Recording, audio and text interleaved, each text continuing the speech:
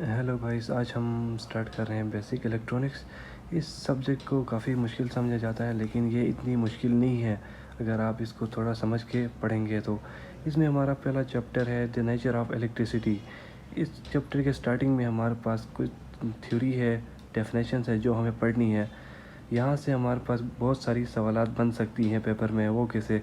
सबसे पहले तो हमने यहाँ पे उसकी प्रोडक्शन पढ़नी है। ये पूरा जो इसकी थ्योरी है वो इलेक्ट्रिसिटी पे बेस करती है।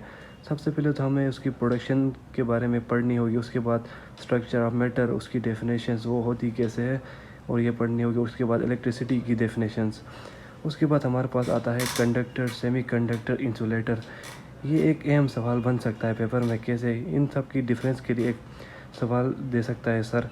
उसके बेन डायग्राम के थ्रू इनकी डेफिनेशन के साथ इसका बेन डायग्राम भी हमें पढ़ना पड़ेगा। ये पेपर में सवाल आ सकता है, difference between conductors, semiconductors and insulators. उसके बाद आता है हमारे पास इलेक्ट्रिक करंट। इसकी सिंपल हमें डेफिनेशन याद करनी होगी। उसके बाद हमारे पास आता है इलेक्ट्रोमोटिव फोर्स। इलेक्ट्रोमोटिव फोर्स के अंदर हमारे पास एक लाइफ का एक फार्मूला है जो एम्पेयर ऑफ आवर रेटिंग और एम्पेयर ऑफ करंट प्रोड्यूस। ये फार्मूला हमें याद रखना होगा। जब भी कभी भी हमें लाइफ निकालने के लिए दिया जाए, ये फार्मूला हमारा काम आएगा। बाकी आपने इलेक्ट्रिक करंट की, इलेक्ट्रोमोटिव फोर्स की डेफिनेशन याद रखनी है। हर पेपर में शुरू के 5 नंबर डेफिनेशंस के ही होते हैं। उसके बाद आता है हमारे पास रेजिस्टेंस, जिसकी डेफिनेशन और यूनिट हमें याद रखना पड़ेगा। उसके बाद हमारे पास कन्वेंशनल करंट और इलेक्ट्रॉन करंट। ये दोनों जो कन्वेंशनल करंट और इलेक्ट्रॉन करंट है, ये काफ़ी इंपॉर्टेंट क्वेश्चन बन सकती है पेपर में। कैसे? Difference between conventional current and electron current, इन दोनों को डिफरेंस करने के लिए हमें पेपर में दिया जा सकता है। इसलिए हमें इनकी डेफिनेशंस और इनकी डिफरेंस हमें याद होनी चाहिए। चले जी, ये थ्योरी जो डेफिनेशंस और थ्योरी है वो आप कहीं भी इंटरनेट से या कहीं भी नोट्स से आप ख़ुद भी पढ़ सकते हैं। अभी हम करते हैं एक न्यूमेरिकल। ये न्यूमेरिकल्स काफ़ी मुश्किल होती हैं और 90% पेपर न्यूमेरिकल पे ही बेस करता है। तो अभी हम एक न्यूमेरिकल करते हैं जिसमें हमें करंट फाइंड करना है। अ room comprises of 2 fans and of 16 watt and a light bulb of 40 watt and a television of 100 watt. Find the current. हमें एक कमरा है, यहाँ पे 2 फैंस है जो 160 वोल्ट के हैं, और एक बल्ब है जो 40 वोल्ट का है, और एक टेलीविज़न सेट है जो 100 वोल्ट का है। हमें फाइंड क्या करना है? यहाँ पे करंट फाइंड करना है। करंट फाइंड करने के लिए हमारे पास डिफरेंट फार्मूलाज यहाँ पे लिखे हुए हैं। डिफरेंट सिचुएशन पे डिफरेंट फार्मूलाज यूज़ होते हैं। पहला फार्मूला हमारे पास है I=V डिवाइडेड बाई R। जब हमें रेजिस्टेंस और वोल्टेज गिवन होगी, हम ये फार्मूला अप्लाई करेंगे। यहाँ पे है P=V इंटू आई। हमें पावर भी गिवन हो, वोल्टेज भी गिवन हो और आई भी गिवन हो, आई फाइंड करना हो, तो हम ये फार्मूला अप्लाई करेंगे। और यहाँ पे I=Q डिवाइडेड बाई T। यहाँ पे हमारे पास क्यों चार्ज और टाइम गिवन हो, तो आई फाइंड करने के लिए हम ये फार्मूला अप्लाई करते हैं। लेकिन यहाँ पे अभी जो करेंगे, ये सेकंड वाला फार्मूला यहाँ यूज़ करेंगे। अभी हम डेटा बनाते हैं इसका। 2 fans =160 vote, light =40 vote, television set =100 vote. Current हमें मालूम करनी है।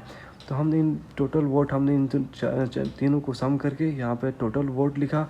टोटल वोट आ गई हमारे पास 300 वोट्स। अभी हम जानते हैं कि हमारे पास पावर भी गिवन है। वोल्टेज, अगर एक वोल्टेज मैक्सिमम वोल्टेज हमें 12 वोल्ट देती है, वोल्टेज भी हमें पता है। हमें निकालना है करंट, तो हम फार्मूला यूज़ करेंगे P=V इंटू आई। तो हमने वैल्यूज़ लिखी। P की वैल्यू यहाँ से हमने लिखी 300 और V की वैल्यू हमें पता है 12 वोल्ट। आई हमने निकालना है, तो यहाँ पे 12 इस साइड पे जाके 300 से डिवाइड होगा और = आई।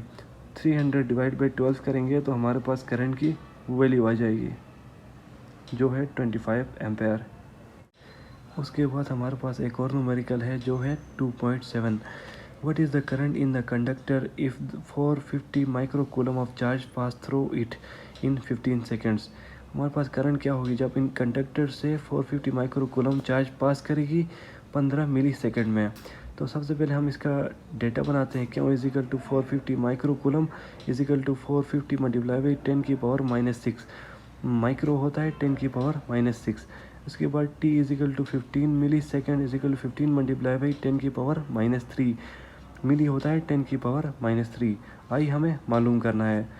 As we know that I = Q divided by T। क्यों की वैल्यू हमें गिवन है, T की वैल्यू हमें गिवन है सिंपली यहाँ ला के पुट करेंगे। क्यों की वैल्यू 450 मल्टीप्लाई बाई 10⁻⁻6 और t की वैल्यू 15 मल्टीप्लाई बाई 10⁻⁻3। इनको सिंप्लीफाई करते करते हमारे पास करंट आ जाएगा 30 मल्टीप्लाई बाई 10⁻⁻3 I = 0.0 एम्पेयर। ये हमारे पास करंट की वैल्यू आएगी।